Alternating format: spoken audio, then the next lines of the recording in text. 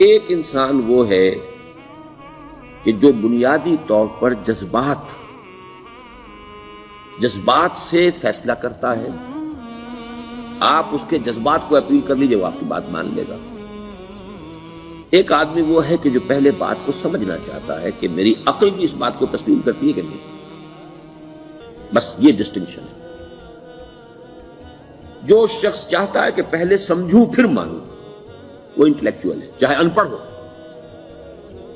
An absolutely illiterate person can be an intellectual and a PhD can be a جذباتی آدمی. PhD ہونے سے کیا ہوگا؟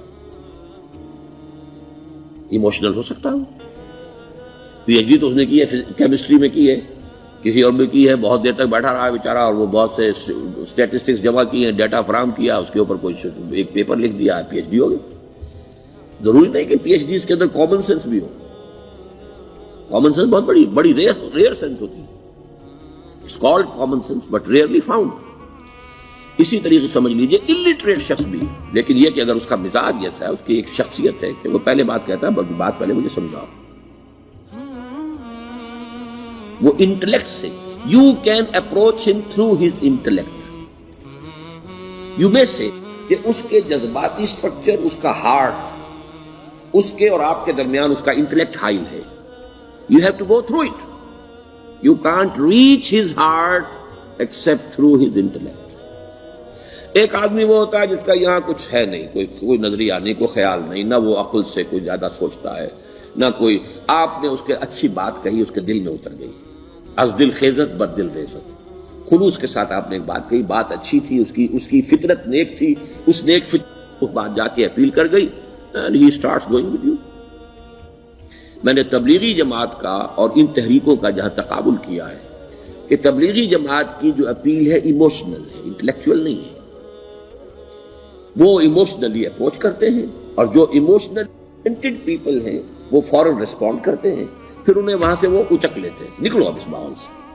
3 دن کے لیے آؤ، 40 دن کے لیے آؤ، 4 مہینے کے لیے آؤ، جو بھی آؤ، 3 چلے لگاؤ، تاکہ ایک نئے ماحول میں لا کر ان کی جو ہے وہ ایک خاص قسم کی وہ ذہنی اور ان کی ایک مزاج کی ساخت بنا دی جائے.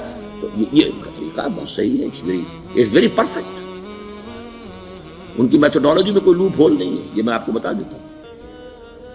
اس لیے کہ آج اس کے شخص کے دل میں ایک اچھا جذبہ ابھرا ہے، اور وہ کل ہو سکتا ہے نہ رہے. یو کیش ابھی کیش لو، ان سے نقد لو، نکالو بھائی، وقت نکالو، نقد.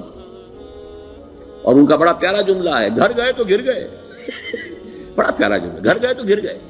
یعنی یہی وعدہ تو کر لو نا کہ بھائی ارادے تو کر لو. بڑا پیارا انداز ہے یہ. بھائی ارادے تو کر لو. وہ ارادہ کر لیا تو آپ ایک وعدے کی وجہ سے بند گئے.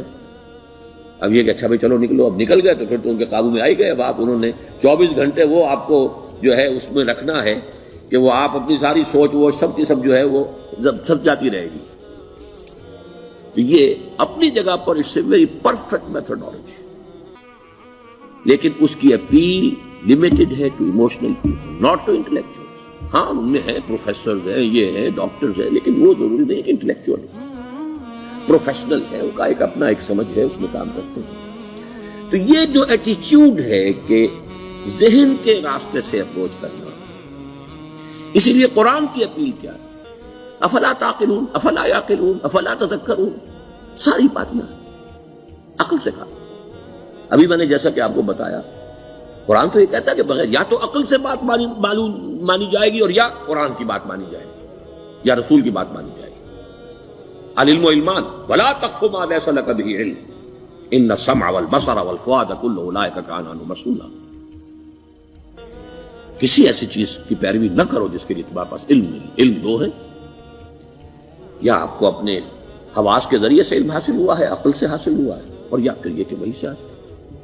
تو یہ ہے اصل میں کسی بھی انقلابی تحریک کے لیے جو پہلا نیوکلیس بنتا ہے وہ انٹلیکچوئلز کا ہوتا ہے. پھر یہ کہ وہ چیز جو ہے عام لوگوں کے اندر بھی نیچے اترتی ہے. اس کے بعد جو فائنل سٹیج ہوتی ہے اس میں تو آپ کو عوام کو موٹیویٹ کرنا پڑے گا. اب وہ وہاں انٹلیکچوئل اپیل نہیں چلے گی، وہاں پھر ایموشنل اپیل چلے گی. لیکن وہ کب چلے گی؟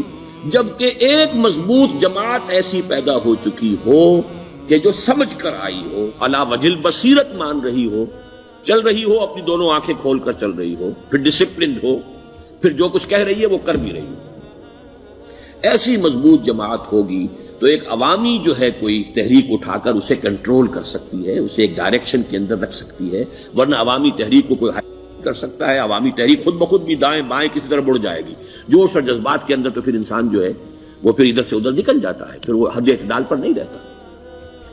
اس کو کنٹرول کرنے کے لیے جیسے ریڑھ کی ہڈی ہے انسان کے جسم میں، وہ جب تک کھڑی ہے میرا پورا پوسچر کھڑا ہے، اگر اس میں سے کوئی ایک منکا بیٹھ گیا تو کوب نکل آئے گی انسان کی۔ تو وہ ریڑھ کی ہڈی جو ہے وہ جماعت ہے، انقلابی جماعت، جو کہ اسلامی انقلاب میں حزب اللہ، جو ہم تنظیم اسلامی کے تحت کوشش کر رہے ہیں بنانے کی، اور یہ کہ اس کے لیے انٹلیکچوئل اپروچ کے لیے یہ سارا معاملہ ہے کہ جو اسلام کی نشأت ثانیہ سے شروع ہوا، اور یہ سارا کام جو اب ہو رہا ہے، آپ سے بات ہو رہی ہے، آپ کو سمجھانے کی کوشش ہو رہی ہے کہ دین کو سمجھیے کہ دین ہے کیا، اس کا ہدف کیا ہے، اس کا بیسس کیا ہے، اس میں پرائرٹیز کیا ہیں، یہ ساری چیزیں کہ سمجھ سے آئیں آپ کے اندر، پھر آپ سمجھ کر اس شے کو قبول کریں۔ یہ ہماری پرائرٹی ہے۔ ہم آپ کو ایموشنلی موٹیویٹ کر کے حرکت میں نہیں لانا چاہتے، وہ سٹیج آئے گی، جب آئے گی، اگر وہ مضبوط جماعت پہلے تیار ہو جائے تو پھر وہ سٹیج آئے گی، پھر عوام کو موٹیویٹ کریں گے۔ اور اس وقت میں سمجھتا ہوں کہ اگر کوئی ایسی شکل ہمارے ذریعے سے اللہ نے پیدا کر دی تو مجھے یقین ہے کہ تبلیغی جماعت کے لوگوں کی بہت بڑی تعداد جو ہے کھنچ کر آ جائے گی، جیسے ویکیوم میں کوئی چیز کھنچ جاتی ہے۔ لیکن جبکہ انہیں معلوم ہو جائے کہ ہاں دین واقعتاً یہ کوئی اقتدار کی جنگ نہیں ہے، یہ کوئی اور مسئلہ نہیں ہے، کوئی اس میں شک و شبے سے بالا تر بات نہیں ہے، خالص دین کا مسئلہ ہے، اور اس کے اوپر کوئی تحریک شروع ہوئی تو پھر وہ نکل آئیں گے۔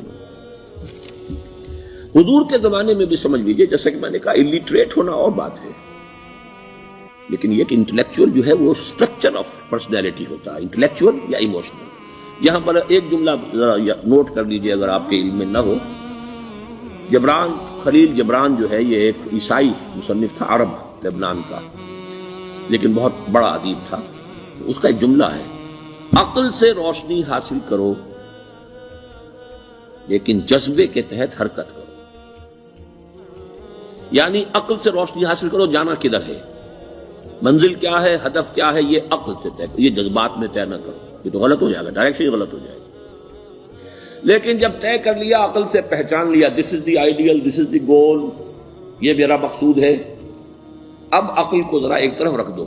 اگر عقل کو رکھے رکھا یہ چلنے ہی نہیں دے گی، یہ کہے گی کہ ذرا سوچو تو صحیح، بیوی بچے ہیں، یہ ہے، گھر بار ہے، یہ عقل تو پھر یہ سکھائے گی۔ عقل کے معنی باندھنے کے ہیں، معلوم ہے آپ، عقل کے معنی باندھنا۔ اقال جو یہ عرب لوگ اپنے سر کے اوپر یہ لگتے ہیں، اقال، یہ کیا تھا اصل میں؟ یہ عرب بدو جب ہوتا تھا، بدو وہ اپنے سر پر ایک رسی باندھ لیتا تھا کہ جہاں کہیں وہ اونٹ سے اترے گا وہ رسی اپنے سر پر سے کھولے گا اور اونٹ کا گھٹنا اس سے باندھ دے گا۔ ایک گھٹنا باندھ دیتا تھا تاکہ اب یہ اونٹ دوڑنے کے قابل نہیں رہا، 3 پاؤں سے اچک اچک کر، ادھر سے کوئی کیکر کا درخت ہے کچھ کھا لے گا، کہیں اور چلا جائے گا، دوڑ تو نہیں سکتا۔ اس رسی کو وہ اقال کہتے تھے۔ اب جب اس نے پھر چلنا ہے، سفر شروع کرنا ہے، وہ رسی اونٹ کے گھٹنے پر سے کھولی اور اپنے سر پر باندھ لی۔ یہ اقال تھا جو اب یہ سنہری اقال باندھے پھرتے ہیں بادشاہ لوگ۔ That is the basis of their اقال۔ اسی لیے حدیث آتی ہے کہ ایک بدو، ایک عرب باہر سے آئے، اونٹنی کو انہوں نے بغیر باندھے، وہ مسجد نبوی سے باہر حضور نے دیکھا کہ وہ اونٹنی کو انہوں نے باندھا نہیں، اس کا گھٹنا، اور وہ چلے آئے۔ حضور نے پوچھا کہ تم نے اونٹنی کا گھٹنا کیوں نہیں باندھا؟ انہوں نے عرض کیا کہ میں نے اللہ پر توکل کیا۔ تو حضور نے فرمایا یہ غلط ہے، اعقلھا ثم توکل، پہلے اس کو باندھ دو پھر توکل۔ اسباب اور وسائل و ذرائع کا استعمال یہ تم پر لازم ہے، لیکن توکل اس پر نہ کرو، توکل اللہ پر۔ یہ ہے بیسک جو یعنی بیلنسڈ رائے، کہ آپ ایسے بالکل اسباب سے مستغنی ہو جائیں تب بھی غلط بات ہے، آپ you do whatever you can do، لیکن یہ کہ اس کے بعد یہ نہ سمجھو کہ میرے اس کرنے سے کچھ ہو جائے گا، یہ میرے وسائل اور ذرائع سے کوئی نتائج نکل آئیں گے، نتیجہ اللہ کے ہاتھ۔ تو اعقلھا ثم توکل، یہ اعقل عقل کے معنی باندھنا، پہلے باندھو اس کو۔ تو اگر چلنے میں تو عقل کو ایک طرف رکھ دو، بے خطر کود پڑا آتش نمرود میں عشق، عقل ہے محو تماشائے لبے بام ابھی۔